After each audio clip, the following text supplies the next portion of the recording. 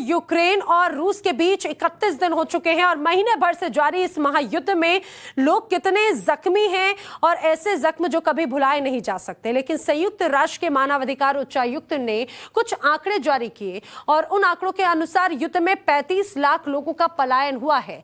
युद्ध में 902 नागरिक मारे गए हैं इस रिपोर्ट के अनुसार। दरअसल ये रिपोर्ट संयुक्त राष्ट्र की रिपोर्ट है और इस रिपोर्ट के अनुसार 902 नागरिक मारे गए हैं। वहीं जो बताया गया 35 लाख लोग पलायन करने को मजबूर हुए।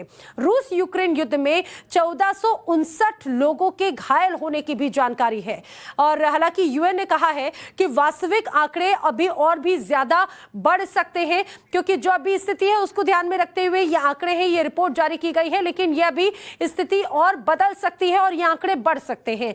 युद्ध के बीच में पुतिन के पीछे हटने की चर्चाएं भी जोर पकड़ने लगी हैं। अब ऐसे में अमेरिकी राष्ट्रपति बाइडेन यूक्रेन बॉर्डर के करीब पोलैंड में सैनिकों के बीच में पहुंचे। क्या है इसके मायने, वो भी समझिए इस रिपोर्ट के जरिए।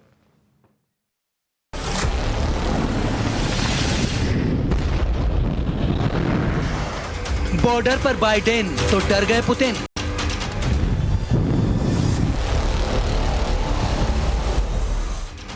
यूक्रेन से रूस का भागने का प्लान रेडी है।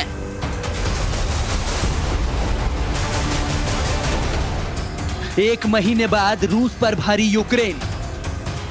यूक्रेन और रूस के इस महाजंग के बीच ये कुछ ऐसे सवाल हैं जो अब हर किसी के जहन में उठने लगे हैं। और ऐसा क्यों है? वो वजह है रूसी सेना के एक अधिकारी का वो बयान जिसमें उन्होंने यूक्रेन से वापसी का संकेत दिया है। यूक्रेन में पिछले एक महीने की जंग में अब तक हजारों सैनिक और सैकड़ों टैंक, फाइटर जेट्स गंवा चुकी रूस की सेना ने संकेत दिया है कि वो अब इस लड़ाई में अपना प्लान बदलने जा रही है। पुतिन के प्लान बदलने के पीछे की वजह भी आपको बताएंगे, लेकिन पहले जान लीजिए कि आखिर महायुद्ध के बीच दुनिया के सबसे ताकतवर मुल्क के सबसे बड़े नेता आखिर क्यों बॉर्डर पर पहुंच गए। तस्वीरें अमेरिका के राष्ट्रपति जो बाइडेन की हैं, जो यूक्रेन और रूस में जारी इस युद्ध के बीच अचानक ही पोलैंड के रेजेजो पहुंच गए। रेजेजो पोलैंड की वो जगह है जो यूक्रेन की बॉर्डर से सटा हुआ इलाका है। बॉर्डर पर बाइडेन के पहुंचने से चौतरफा दबाव झेल रहे पुतिन भी चिंतित हैं, क्योंकि रेजेजो और यूक्रेन के बीच केवल 1 घंटे की दूरी है। यहाँ पर जो है आप देख सकते हैं कि उनके आने के कारण बहुत सारे सिक्योरिटी डिप्लॉयमेंट हुई है, मिलिट्री और पुलिस भी यहाँ पर खड़े हैं और ये सारे जो एरिया है इसको सैनिटाइज किया गया है। अब तक उनकी मूवमेंट के बारे में बहुत कम इंफॉर्मेशन दी जा रही है, क्योंकि यहाँ पर जब वो आएंगे बहुत सारे सिक्योरिटी सीक्रेट सर्विस के अलावा बहुत सारे पोलैंड की पुलिस और एडिशनल सिक्योरिटी भी दी जाएगी उनको। और जब वो स्टेटमेंट देंगे हमें देखना होगा कि क्या उस स्टेटमेंट से क्या ये युद्ध की रुख बदल सकती है या नहीं। बाइडेन के पोलैंड पहुंचने से पहले ही ब्रसेल्स में नेटो, G7 और यूरोपियन यूनियन की बैठकें हुई। इन बैठकों में यूक्रेन रूस मसले पर चर्चा की गई। इन बैठकों में जो बाइडेन ने रूस को सख्त संदेश दिया है। बाइडेन ने 2 टूक कहा है कि अगर रासायनिक हथियारों का इस्तेमाल रूस करता है तो इसका मुंहतोड़ जवाब दिया जाएगा।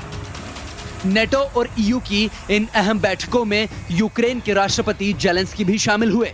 जेलेंस्की ने पश्चिमी देशों से एक बार फिर मदद की गुहार लगाई है। तो क्या अंतर्राष्ट्रीय दबाव और प्रतिबंधों का ही असर है कि पुतिन अपने कदम पीछे खींचते हुए नजर आ रहे हैं? इस सवाल का जवाब पश्चिमी देशों के उन दावों में मिलता है जिसमें कहा जा रहा है कि पुतिन अपने कदम पीछे खींच रहे हैं और यूक्रेन से भागने की कोशिश कर रहे हैं। यूक्रेन के खिलाफ जंग के दौरान रूस के लिए एक और बुरी खबर यह है कि उसके brigade commander colonel Yuri Medvedev पर रूसी सैनिकों ने ही टैंक चढ़ा दिया, जिससे उनकी मौत हो गई। यूक्रेन में 1 महीने से जंग लड़ रहे रूस को मन मुताबिक सफलता नहीं मिल पाई है, लेकिन रूसी सेना ने यूक्रेन की राजधानी कीव को घेर रखा है, लेकिन वे फिलहाल कब्जा नहीं कर पा रहे हैं और बाकी शहरों में लगातार भीषण हमले कर रहे हैं। लेकिन कीव पर कब्जे की लड़ाई अभी तक बाकी है। कई सैनिकों को गंवाने और हथियार बर्बाद करने के बाद भी पुतिन जीत से दूर ही नजर आ रहे हैं। ऐसे में दुनिया भर में आर्थिक प्रतिबंधों के साथ ही रूस अब बाइडेन समेत बड़े राष्ट्राध्यक्षों की लॉबिंग का भी शिकार होता दिखाई दे रहा है।